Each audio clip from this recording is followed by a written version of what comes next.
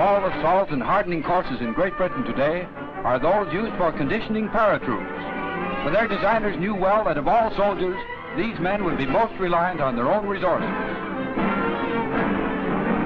Trained to live on very little food and be without shelter for days and nights together, they must keep in the best physical condition.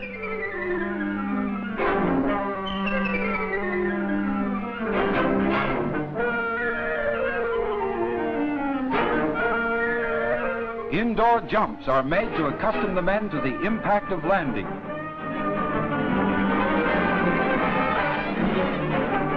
Finally, the big day comes when the trainee makes his first jump. When that door shuts, there's only one way back to work, the short way.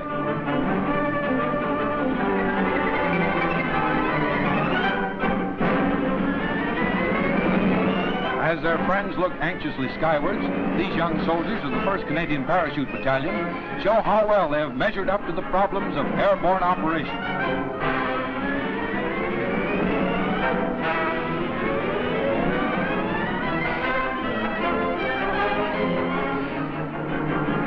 Paratroops hit the ground fast. It's like jumping from the roof of a car moving at 10 miles per hour.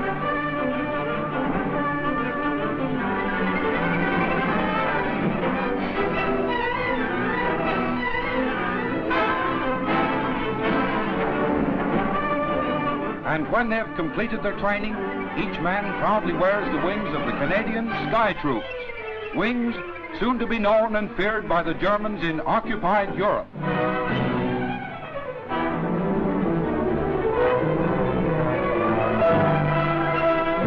Another airport was needed in the south of England. It was needed in a hurry. And last June, the Royal Canadian Engineers were given the job of building it. So every bit of available equipment and every new idea was put to work.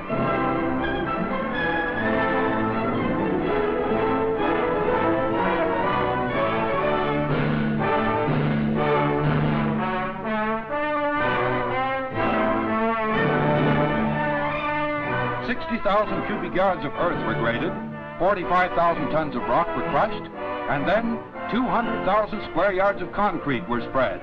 The RCEs were a busy lot.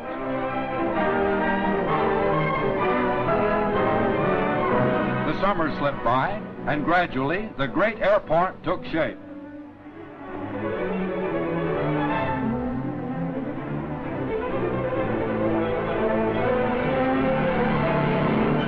But even before the job was complete, giant bombers were taking off from runways that had been finished. Less than 4 months after work had commenced, the great new field was ready to hand over to the Royal Air Force.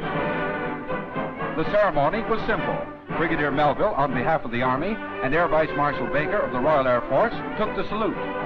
Then they inspected a guard of honor composed of the men who had built the airport and the men and women who will use it.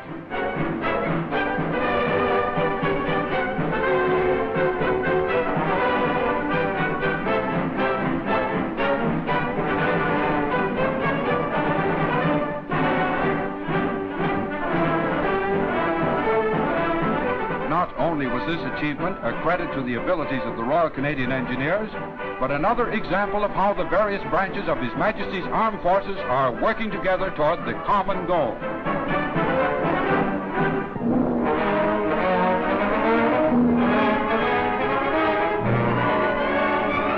As Invasion Day draws inevitably closer, there must be more and more rehearsals of landing on hostile shores. Although the details of exercise fire differed from the others, it had a common purpose. Every detail must be learned by heart. Every movement must be precisely timed. Every man must know what he does and when.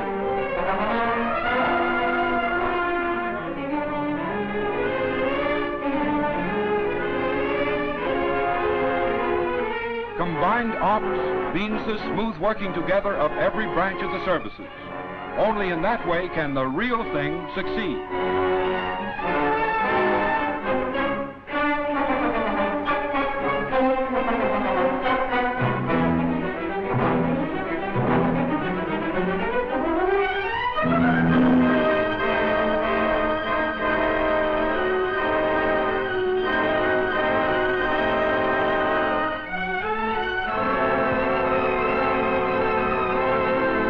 exercise Pirate and all the other exercises are, of course, only a prelude, a dress rehearsal, preparing for the day of assault.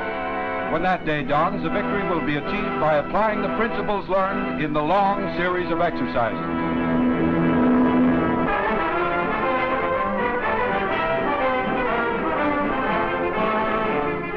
It isn't all fighting and no playing for the Canadians in Italy.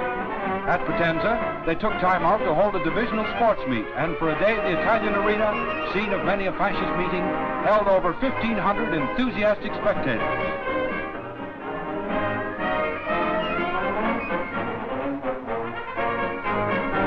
Peter Stursberg, CBC commentator, was there and followed the 880-yard dash lap by lap. The winners were Corporal D.R. Cameron and Bombardier L.W. Brooks. They have tug-of-wars in Italy, too.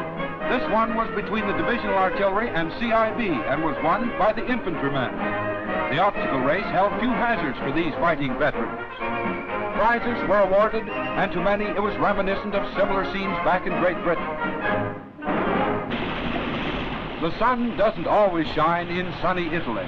In a recent letter, a Canadian Army cameraman wrote, "The rains have come, and I don't mean maybe. I've never seen it rain so hard any place before.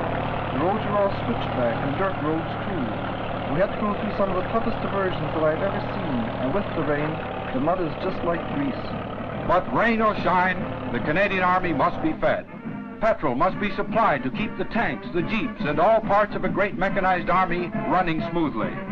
All through the Sicilian campaign and in Italy, units of the Royal Canadian Army Service Corps have worked day and night in all weather to keep up the daily requirements.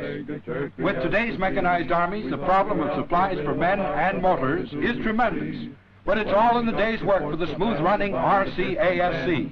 Our tents in a row, we pitch in the snow just like real soldier men. Pork, beans, hardtacks, la-la-la-la-la. Poor hungry soldiers, la-la-la-la-la. With this defeat and aching bones. There are lots of reasons for celebrating Thanksgiving Day, even in Italy. And what would Thanksgiving Day be without a turkey? We do not think of rest, for when we march or fight, my boys, we do our level best. But neither the pleasure of a sports meet nor the torrential downpour of the Italian fall can halt the remorseless advance of Montgomery's 8th Army, and with it the Canadians. Slowly, relentlessly, the push moves on. Potenza is left behind, and the infantrymen move up, town by town, past buildings devastated by the retreating enemy. The road to Rome is not an easy one. Some conquerors have reached it, others have not. But now the liberators are moving up toward Rome and beyond. For them, there will be no halt until the fortress Europe isn't a fortress anymore.